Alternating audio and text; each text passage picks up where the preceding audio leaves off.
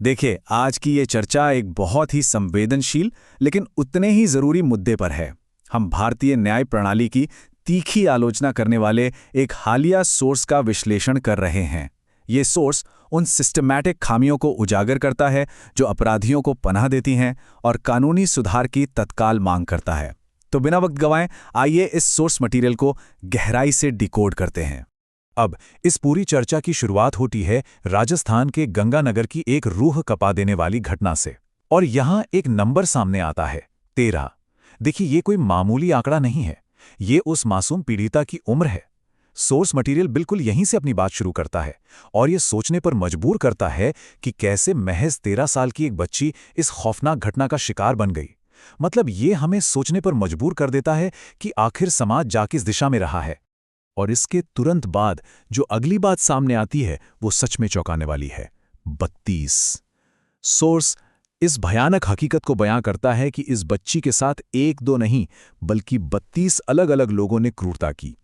जरा सोचिए, 32 अपराधियों का एक साथ होना। ये इस बात का बिल्कुल स्पष्ट संकेत है कि उनके मन में सिस्टम या कानून का कोई खौफ बचा ही नहीं है। ये कोई आम अपराध नहीं था, बल्कि इंसानियत को शर्मसार कर देने वाली एक दरिंदगी थी। और सबसे खौफनाक बात तो यह है कि यह दुष्स्वप्न कोई चंद घंटों में खत्म नहीं हुआ। यह भयानक सिलसिला पूरे 5 दिनों तक बिना रोके चलता रहा, लगातार 5 दिनों तक। सोर्स इस घटना को सिर्फ एक अपराध के तौर पर नहीं देखता, बल्कि इसे हमारे पूरे सिस्टम के फेल होने का एक जीता जागता और खौफनाक सबूत मानता है। और सच कहूं तो ये 5 दिन की अवधि उस तीखी आलोचना की एक बहुत ही गंभीर नींव रखती है जिस पर यह पूरा विश्लेषण टिका हुआ है। तो ये जो गंगानगर की त्रासदी है, हमारा ये पूरा विश्लेषण इसी घटना के इर्द गिर्द स्थापित है, क्योंकि कोई भी अपराध अचानक से नहीं होता है ना। आइए देखते हैं कि शोषण का ये पूरा चक्र आखिर शुरू कैसे हुआ। सोर्स ने इस घटना की जो टाइमलाइन बताई है वो सच में रोंगटे खड़े कर देती है। शुरुआत होती है एक ऑटो ड्राइवर से जो चंद पैसों के लालच में इस बच्ची को बेच देता है।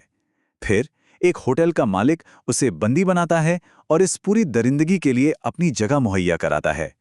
और अंततः बच्ची को शराब पिलाकर 5 दिनों तक वो अमानवीय कृत्य चलता रहता है।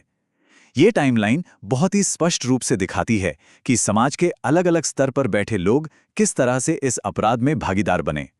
अब यहां सोर्स एक बहुत ही अहम और बड़ा सवाल उठाता है, इन अपराधियों को इतनी हिम्मत आखिर मिलती कहां से है? मतलब ऐसी कौन सी चीजें हैं जो 32 लोगों को ये विश्वास दिलाती हैं कि वो लगातार 5 दिनों तक एक बच्ची के साथ ऐसा कर सकते हैं और आसानी से बच निकल जाएंगे? ये एक बहुत बड़ा सवाल है जो सीधे हमारी न्याय व्यवस्था की प्रभावशीलता पर उंगली उठाता है। इसी सवाल का जवाब खोजने के लिए सोर्स कानूनी बाधाओं और इन अपराधियों का बचाव करने वालों की तरफ अपना ध्यान केंद्रित करता है। आइए देखते हैं कि कैसे ये लीगल सिस्टम कभी-कभी न्याय देने के बजाय अपराधियों की ढाल बन जाता है। इस बात को साबित करने के लिए सोर्स भारत के सबसे चर्चित निर्भया केस का संदर्भ लेता है। देखिए, पुलिस ने अपराधियों के खिलाफ बिल्कुल पक्के सबूत पेश किए थे, लेकिन फिर भी एक बचाव पक्ष के वकील ने सार्वजनिक रूप से आके क्या कहा? उन्होंने ऐलान किया कि वो अपनी आखिरी सांस तक उन बलात्कारियों को फांसी से बचाएंगे। ये दिखाता है कि हमारा सिस्टम एक ऐसा माहौल तैयार करता है जहां जघन्य अपराधियों को भी बचाने के लिए लोग मौजूद हैं जो अपनी पूरी ताकत लगा देते हैं ताकि अपराधियों को कोई सजा ना मिले। और इसी के साथ सोर्स उस बहुत ही मशहूर मुहावरे का जिक्र करता है जो हम सब ने सुना है, तारीख पे तारीख। असल में अपराधियों के मन में कानून का कोई खौफ इसलिए नहीं है क्योंकि उन्हें पता है कि मामले अदालत में सालों साल खिंचते रहेंगे। यह अंतहीन तारीखों का सिलसिला न्याय को बस टालता रहता है। और आखिर में होता क्या है? पीड़ितों को कभी भी सही मायनों में न्याय या शांति नहीं मिल पाती। न्याय में होने वाली यही देरी अपराधियों का सबसे बड़ा हथियार बन जाती है। अब अदालती कमरों से थोड़ा बाहर निकलते हैं और राजनीति और सिस्टम की उन कमियों की ओर देखते हैं जो न्याय की इस पूरी प्रक्रिया को और भी कमजोर बना देती हैं। यहाँ पर सोर्स बहुत ही निष्पक्ष तरीके से अलग अलग राजनीतिक फैसलों की तीखी आलोचना करता है। एक तरफ वो दिल्ली सरकार के उस कदम पर सवाल उठाता है जहां निर्भया केस के एक नाबालिग अपराधी को रिहा होने पर 10,000 रुपए और एक सिलाई मशीन दी गई। सोर्स इसे राजनीतिक तुष्टीकरण और क्रिमिनल्स को वोट बैंक समझने की राजनीति मानता है।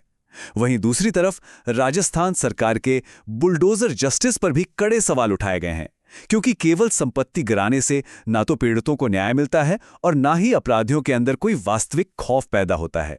कहने का मतलब है कि सोर्स के अनुसार दोनों ही तरीके मूल समस्या का समाधान बिल्कुल नहीं करते।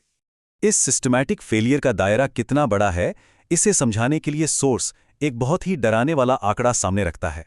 भारत में हर साल 35,000 लड़कियां इस तरह के क्रूर अपराधों का शिकार होती हैं।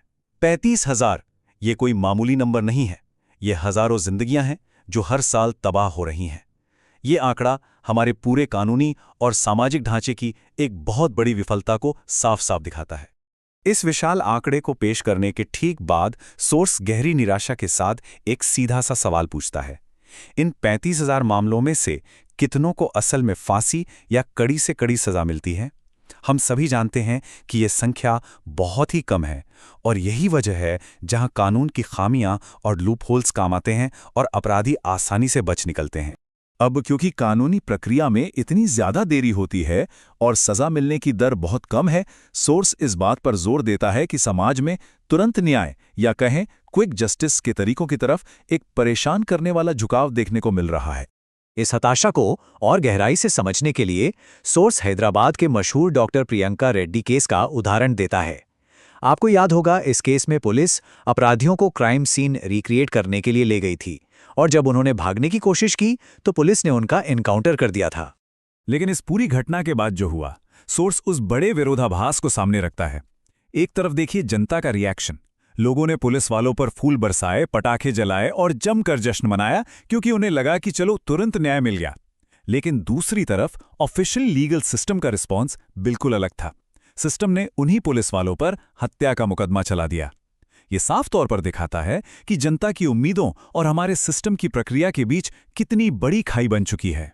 तो इन तमाम व्यक्तिगत त्रासदियों, अदालती देरियों और राजनीतिक आलोचनाओं को सामने रखने के बाद सोर्स अंततः सिस्टम में पूरी तरह से सुधार की मांग करता है। और ये सुधार कैसा होना चाहिए? सोर्स यहाँ डुअल प्रोटेक्शन यानी दोहरी जिम्मेदारी की बात करता है। समाज को अपनी बेटियों को इन खौफनाक दरिंदों से तो बचाना ही है, लेकिन इसके साथ ही अपने बेटों को मुस्कान सुरसे जैसे लोगों द्वारा लगाए जाने वाले झूठे आरोपों से भी बचाना है।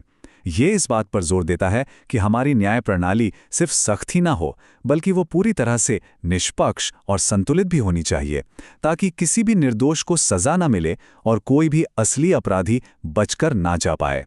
एक अपराध मुक्त समाज की तरफ बढ़ने के लिए सोर्स कुछ बहुत ही स्पष्ट कदम सुझाता है। पहला, हमें ये स्वीकार करना होगा कि हमारी मौजूदा न्याय प्रणाली में बहुत बड़ी खामियां हैं। दूसरा, पूरे राष्ट्रीय कानूनी ढांचे को जड़ से बदलना होगा। और तीसरा, अपराधियों के लिए ऐसी सख्त से सख्त सजा तय करनी होगी जिसके परिणाम तुरंत हों और जो अपराध करने वालों की रूह कंपा दे।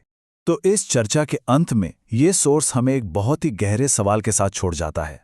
अगर हम वाकई एक अपराध मुक्त समाज चाहते हैं, तो हमें कैसा संतुलन कैसे बनाएं जहां अपराधियों के मन में परिणाम का सच्चा खौफ भी हो और साथ ही हर किसी को सही मायनों में न्याय भी मिल सके। ये यकीनन एक ऐसा सवाल है जिस पर हम सबको गंभीरता से विचार करने की जरूरत है। खैर, आज के इस विश्लेषण में हमारे साथ जुड़ने के लिए बहुत बहुत धन्यवाद।